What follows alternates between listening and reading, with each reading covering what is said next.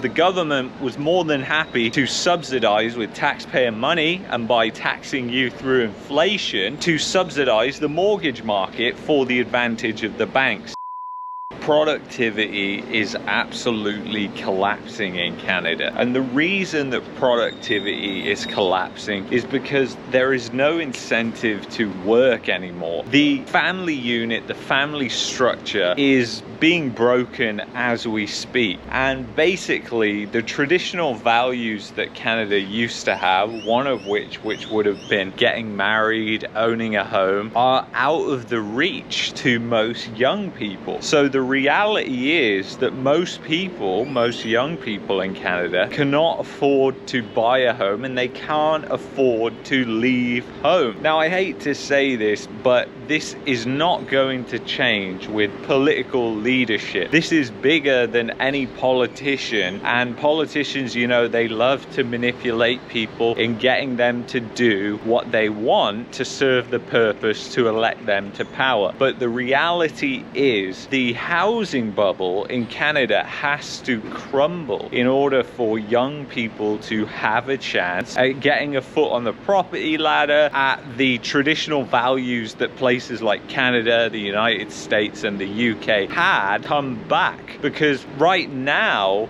all those values are up in the air, and people may want to have those values, people may want to get married, have a family, but they feel like they have no stability. And the reality is that even if you had a home, mortgage rates have shot up so much and shown that even if you own a home, it doesn't really matter and makes no difference, because you can be foreclosed on as well, exactly like this lady was in a story in a video that I will link at the end. They are suing me for the full outstanding mortgage amount. I just feel like I'm tracking through the mud and swimming against the current, and I started to default on my payments. She says she tried to sell her house to no avail, handing over the keys to Scotiabank in November. It's kind of crazy what happened to her, because during the hysteria, people were bidding over asking prices for all these houses, and she thought she had a for sure job at Microsoft. But the reality is, in the end, she's ended up bankrupted by going to buy a home. So the reality is the housing bubble in Canada has become a monstrosity, and the amount debt has grown has not been sustainable. It hasn't been sustainable because the debt growth has exceeded the wage growth by a massive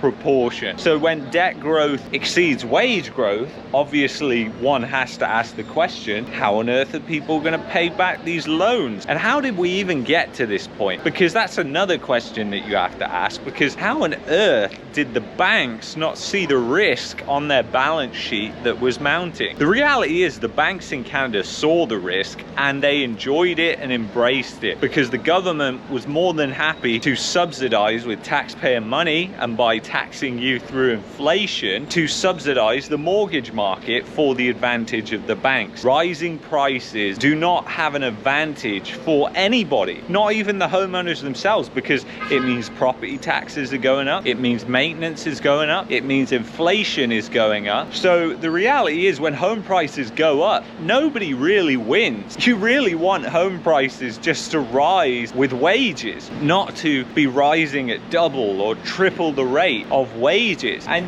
the hysteria in Canada has been evident for a long time. The reality is that you've seen people going to Nova Scotia, people going to Alberta, and they look at these markets that are in bubbles just smaller than these mega bubbles like Toronto and Vancouver, and they look at these places and go, these are good value, these are cheap, and then they FOMO into those markets, and those markets have now become the place and the epicenters of hysteria. The housing bubble never ceases to amaze me in Canada, but the thing that the politicians won't tell you is that in order to get away from this housing bubble, in order to let its demise happen, eventually it's going to happen anyway. I believe it's happening right now and crumbling right now, because it gets to a point where people can no longer afford or service their debt, and we're at that point right now. Nobody can afford to service their debt, and when you're at that point, guess what? Everything comes to fruition. All the bad debts that have built up in the system come to fruition. We've had forged income, fake income, lots of fraud going on in the housing market. We've had so many different things that have pushed this bubble up and up and up. And it's really the narratives that push these bubbles up, but it's the fundamentals that bring them back down. And that's what people don't understand. Narratives drive these bubbles. When you go to a place like Colombia, where there is not a housing bubble, there's not really a narrative there. And in fact, most people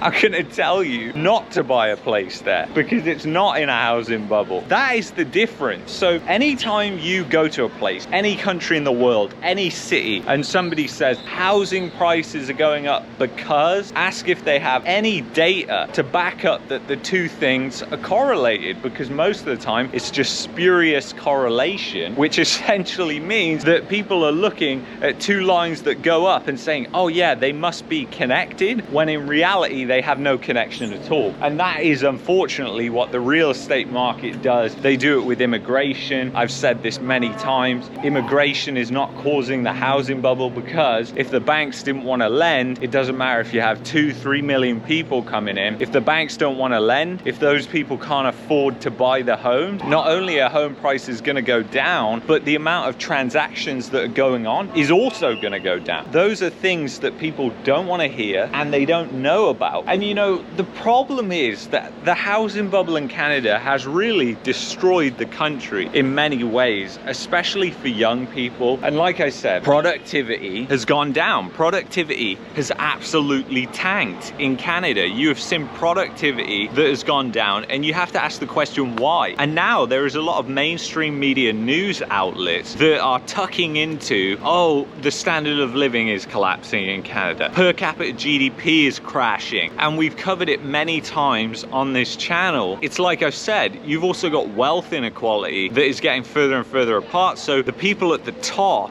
of the income spectrum are earning 90% of the wealth. They skew those GDP per capita numbers, which are essentially total wealth divided by population. When you've got 10% of that population that owns 90% of the wealth, well, what's happening to the other 90% of people is their GDP per capita is just collapsing. And that's why I call it a depression in Canada. And I use such a strong word, is because when you really think about what's going on, when you see the depression, when you see the skyrocketing mental illness rates, the amount of people that are obese, the amount of people that are just physically and mentally sick, it's evident to me what is going on. Society is just crumbling. The foundation of society, which is your people of your country, is crumbling. And it's no wonder that so many people are looking for the door. They're looking to leave. It's because they know this. They see this. Now, there are a lot of people that are blind to this because they might be insulated from it and they might think, oh, my life is good, until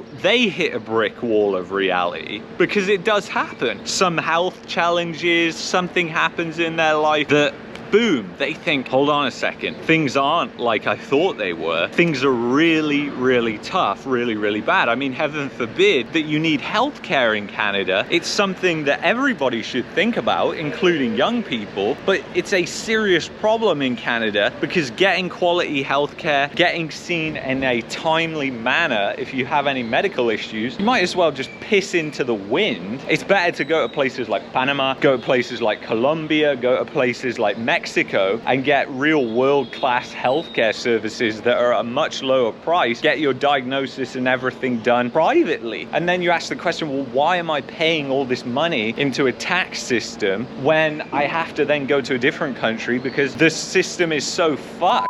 They're bringing in so many people that aren't contributing to it that it's all crumbling. Services are crumbling. I've seen this happen in the UK. I've seen this story happen before, and I know where it ends, and it's ending with a depression. It's ending in a depression. People have to be aware of that, and they really have to think about where they want to be over the next 10 years and whether they really believe that a politician is going to come in and change things, whether they really really believe that they even have the power to do anything, or they believe the economy is much bigger than them. I mean, the amount of mortgage debt outstanding is more than $2 trillion. So the size of just the housing debt problem is absolutely huge, and so much of that was government subsidized. Anyway, guys, if you've enjoyed this video, I would highly recommend that you check out that video there. And if you're looking for a VPN, you know where to go. Go to expressvpn.com/marketmania. From the tropics, I will see you in the next one. Take care.